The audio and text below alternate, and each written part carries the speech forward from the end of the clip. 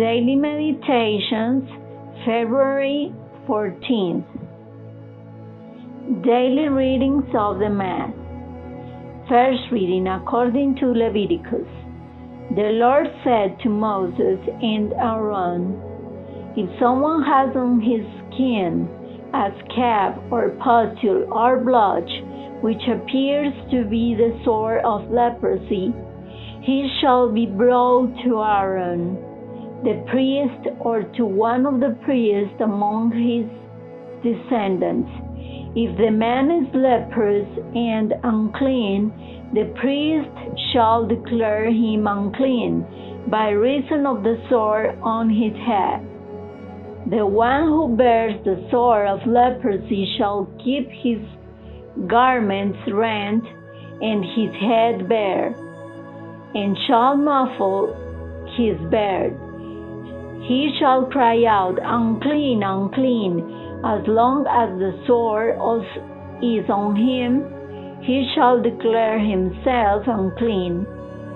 Since he is in fact unclean, he shall dwell apart, making his abode outside the camp."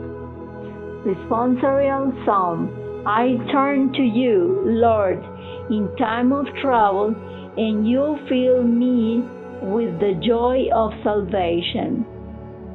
Blessed is he whose fault is taken away, whose sin is covered.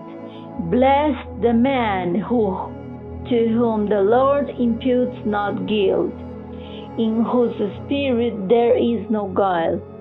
I turn to you, Lord, in time of trouble, and you fill me with the joy of salvation. Then I acknowledged my sin to you. My guilt I covered not. I said, I confess my faults to the Lord, and you took away the guilt of my sin. I return to you, Lord, in time of trouble, and you fill me with the joy of salvation. Be glad in the Lord and rejoice. You just exalt, all you upright of heart. I turn to you, Lord, in time of trouble, and you fill me with the joy of salvation. Second reading. Brothers and sisters, whether you eat or drink or whatever you do, do everything for the glory of God.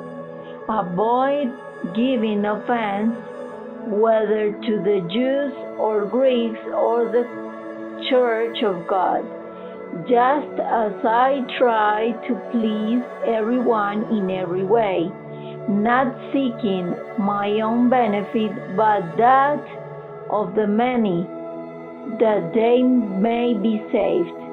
Be imitators of me, as I am of Christ.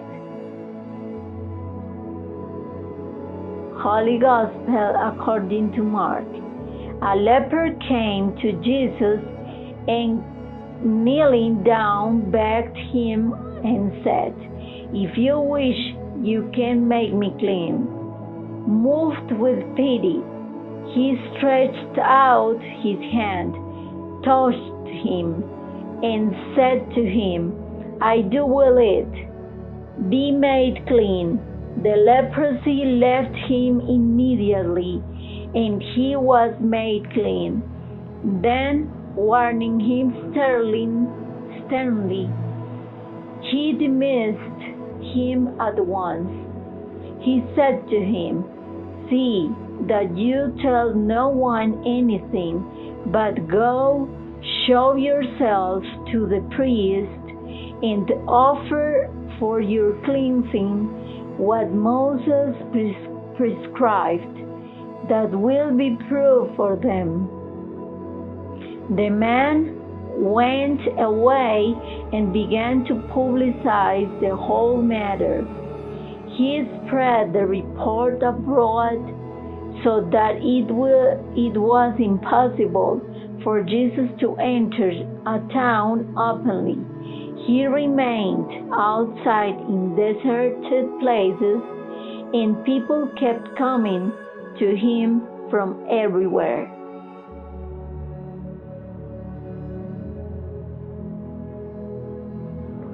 From the book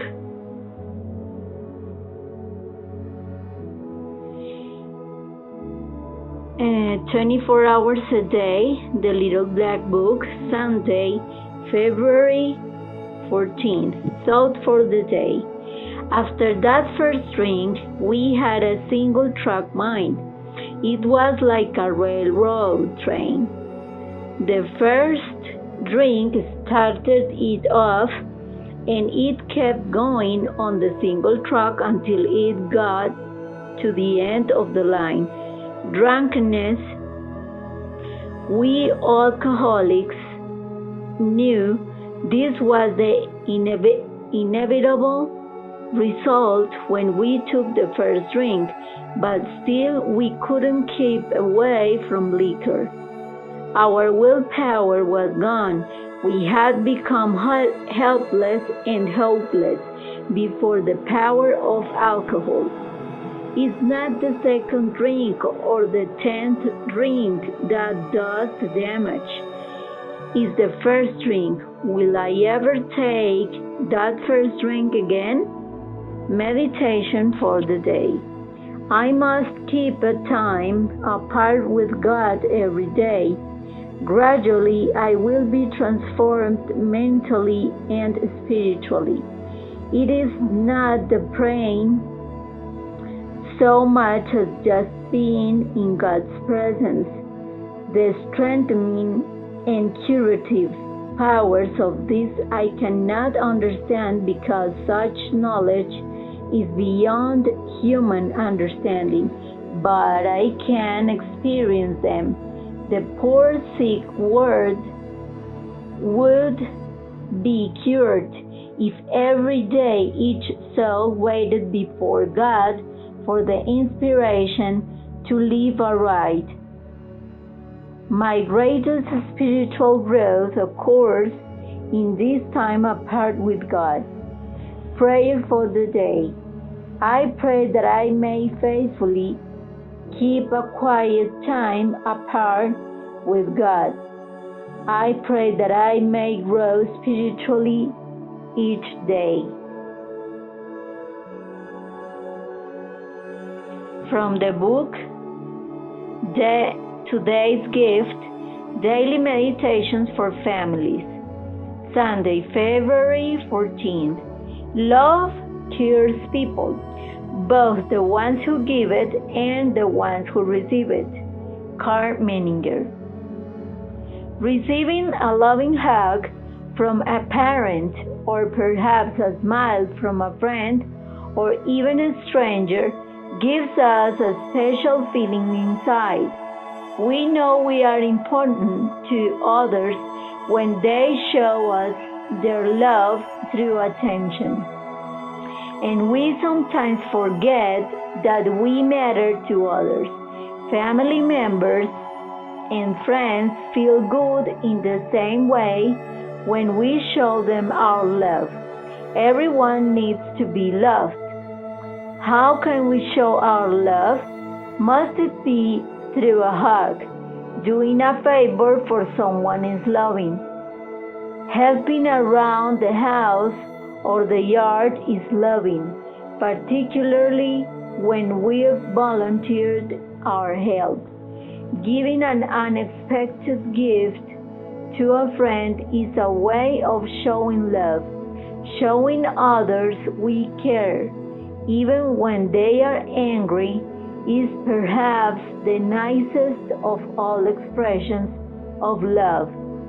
What new way can I show someone I care today?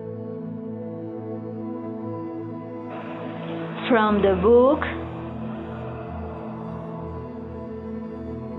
The Language of Letting Go, Daily Meditations on Codependency, Sunday, February 14th. Valentine's Day. For children, Valentine's Day means candy hearts, silly cards, and excitement in the air. How different Valentine's Day can be for us as adults. The Love Day can be a symbol that we have not yet gotten love to work for us as we would like. Or it can be a symbol of something different, something better. We are in recovery now. We have begun the healing process. Our most painful relationships, we have learned, have assisted us on the journey to healing, even if they did little more than point out our own issues or show us that we don't want in our life. We have started the journey of learning to love ourselves. We have started the process of opening our heart to love, real love that flows from us to others and back again. Do something loving for yourself. Do something loving and fun for your friends, for your children, or for anyone you choose. It is the Love Day. Wherever we are in our healing process, we can have as much fun with it as we choose. Whatever our circumstances, we can be grateful, for our heart is opening to love. I will open myself to the love available to me from people, the universe, and my higher power today. I will allow myself to give and receive the love I want today. I am grateful that my heart is healing, that I am learning to love.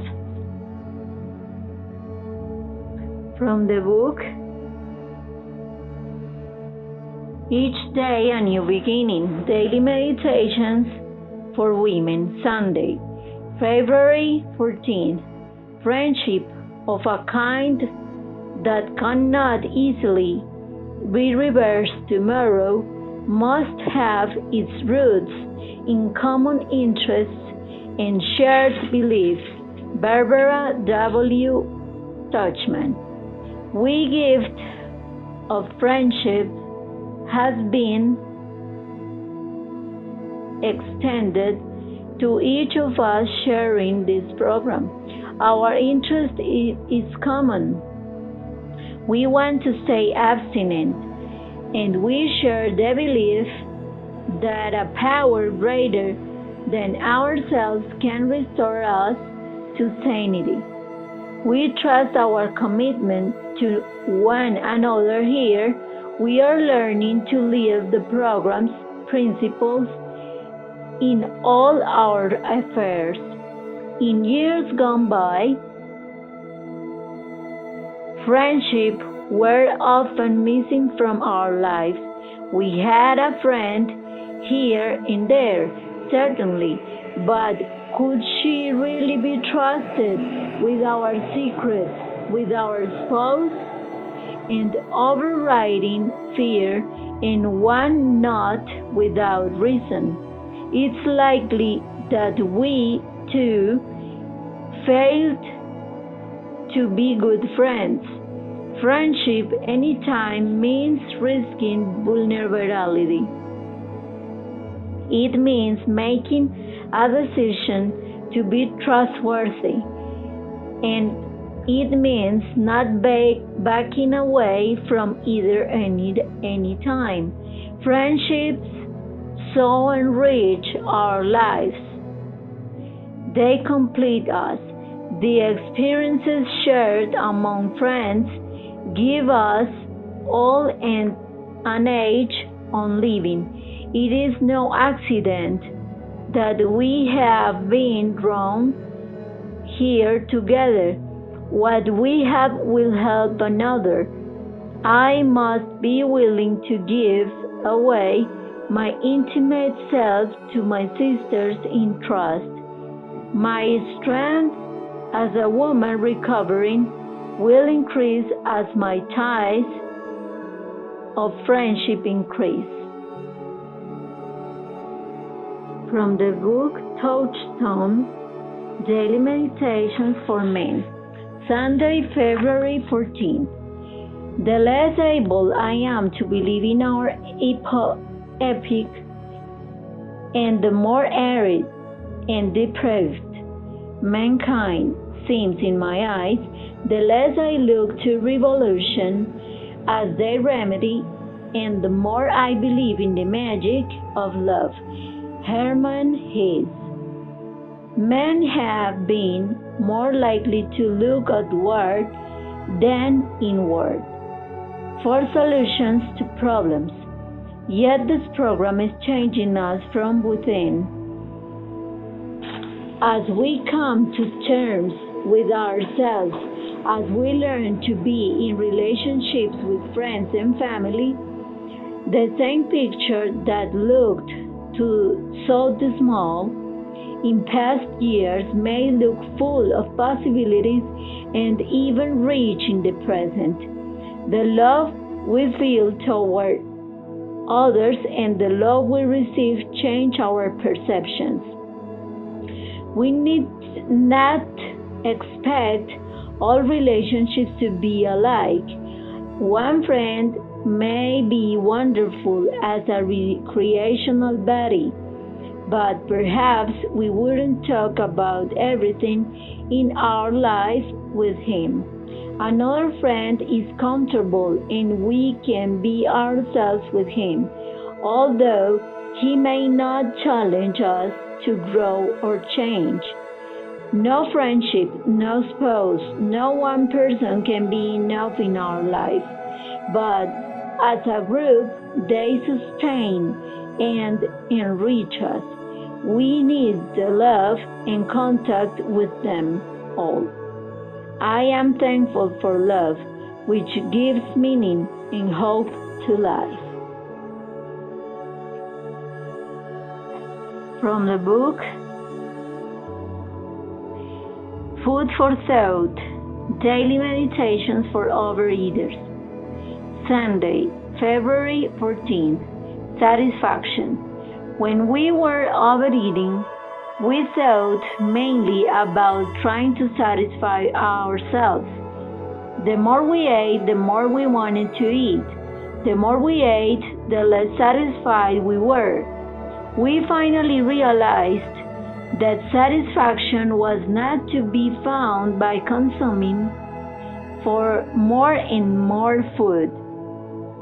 When we stopped overeating, we suddenly had much more time and energy available for constructive activities. We began to contribute more to our families, our jobs, our recreation. We found new areas where we could be of service to others, because Overeaters has given us so much. We in turn are able to share with our groups. As we give to others, we receive self-satisfaction as byproduct. This is much more powerful satisfaction than we ever found in the refrigerator. For each of us, serving and contributing to the best of our abilities means abstaining. Without abstinence, we can never be satisfied. Thank you for the opportunities to give and for the satisfaction of abstinence. Daily Reflections of Alcoholics Anonymous, February 14th. Expectations versus demands. Burn the idea into the consciousness of every man that he can get well regardless of anyone.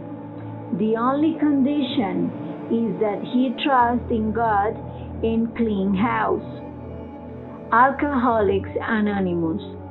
Dealing with expectations is a frequent topic at meetings. It isn't wrong to expect progress of myself, good things from life, or decent treatment from others. Where I get in trouble is when my expectations become demands. I will fall short of what I wish to be, and situations will go in ways I do not like, because people will let me down sometimes. The only question is, what am I going to do about it? Wallow in self-pity or anger, retaliate, and make a bad situation worse? Or will I trust in God's power to bring blessings on the messes in which I find myself? Will I ask Him what I should be learning? Do I keep on doing the right things I know how to do, no matter what? Do I take time to share my faith and blessing with others? If you like this message, click on like and subscribe if you want to continue receiving them.